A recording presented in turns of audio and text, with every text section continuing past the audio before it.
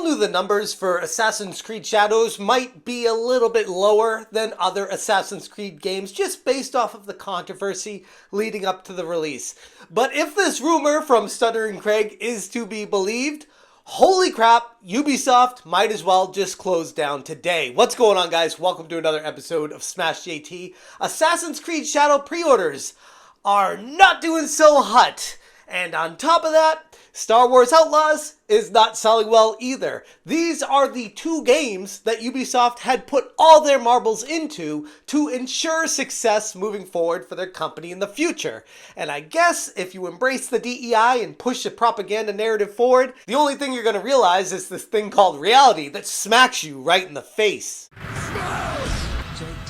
Hit that subscribe, give me a like, and check out SmashJT.com for the full article talking about the ultimate destruction of Ubisoft proper, thanks to these two DEI-injected fueled nightmare of games that nobody wants. Ubisoft's upcoming game, Assassin's Creed Shadows, is facing hysterically paltry low numbers in the lead up to their release. According to Stuttering Craig, friend of the channel from Side Scrollers Podcast, the game has garnered less than 800 pre-orders from what he calls a high-traffic game store that's a major national retail chain boasting over 900 stores. And if you do quick math, that's less than one pre-order per store. Grums on Twitter said, "I'm told a massive amount of keys went out to streamers yesterday and today. It's working. Star Wars Outlaws at 112,000 viewers right now on Twitch. Likely all part of one of Ubisoft's most expensive marketing campaigns." But the fallout from people actually playing it has been anything but positive. Stuttering Craig said, "I have an insider who works for high-traffic game stores in one of the most populated places in the US. They have 27 stores in that area, and there have been a total of 41 pre-orders for Star Wars Outlaws. 41. He quote tweeted himself stating, "My insider told me that, as of this morning, at their nationwide big box chain, Assassin's Creed Shadows has less than 800 pre-orders combined for Xbox and PS5 company-wide. They have over 900 stores. That is less than one pre-order per store. Yikes." And honestly, that's really the only word to describe the situation that Ubisoft has put themselves in with these massive quadruple A games that are coming out of this company that clearly no gamers want. This is bad for Ubisoft. Real bad. It points to a serious lack of any consumer interest whatsoever, and what they had been telling their shareholders were highly anticipated blockbuster additions to their franchises, especially when it comes to Assassin's Creed. Expect the Shadows to be the most ambitious title of the series. It should do very well through the busy season. Okay, so and when you talk about it being the most ambitious, are you hoping for it to be the best-selling Assassin's Creed game? Is that how I can read that commentary? Could you talk about pre-orders for both Outlaws and Shadows and how they compare to previous titles?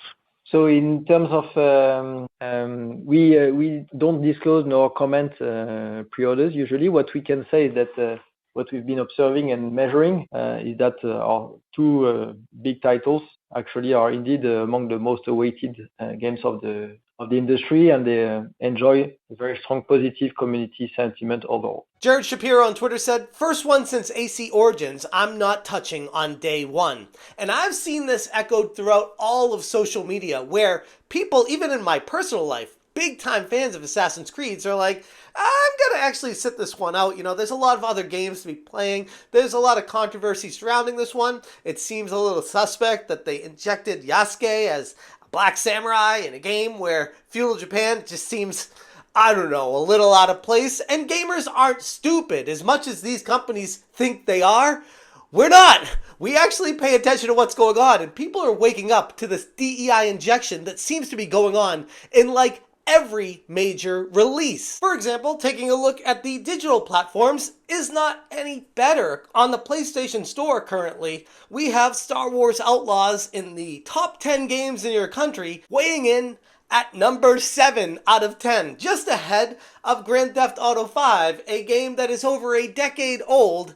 I guess Ubisoft is beating out GTA 5 for the release of a major property that supposedly has a gigantic fan base. Yikes. I'd argue it also doesn't help to see that Star Wars all-time fandom seems to be at an all-time low right now with the cancellation of The Acolyte, and how Disney seems to have mishandled the entire Star Wars property in its own right. It seems like the perfect storm of just all these bad things coming together at the time where Ubisoft is releasing what looks to be a DEI-injected mess of a game. And CryAlexa tagged me on Twitter stating they're even giving this game away for people who purchased NVIDIA graphics cards.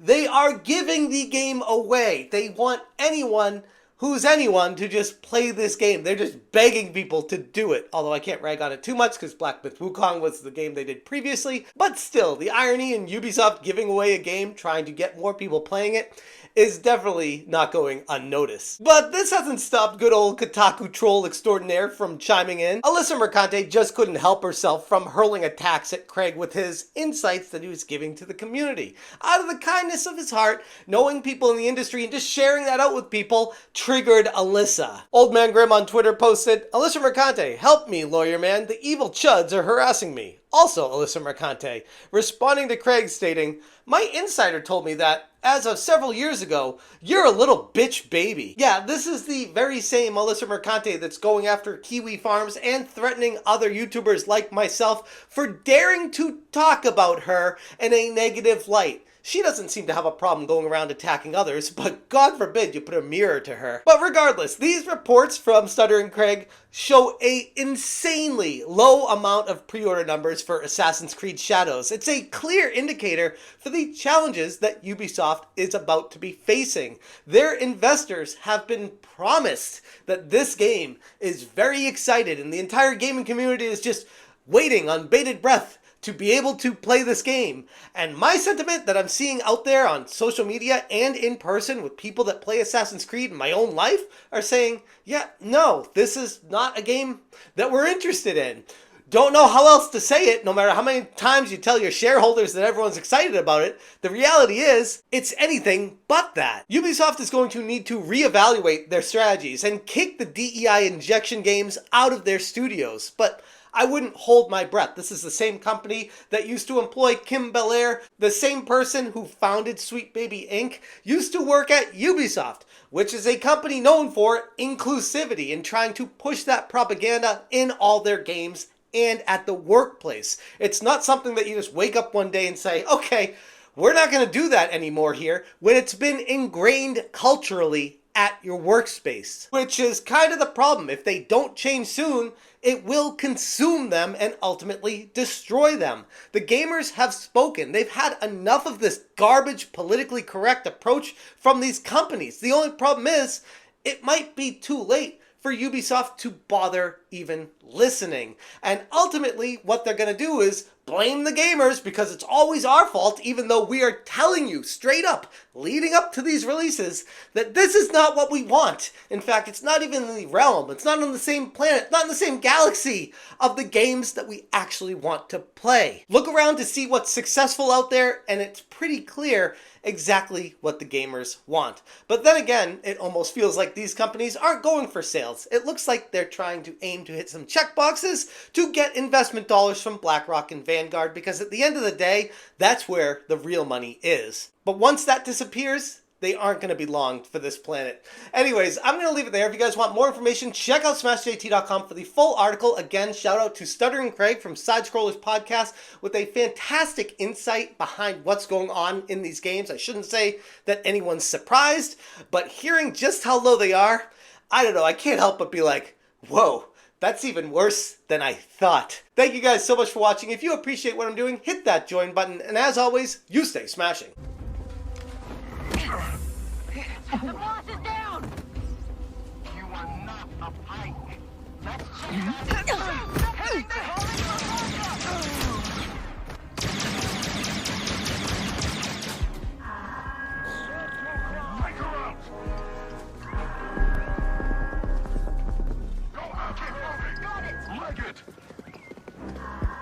Smash it, Jay!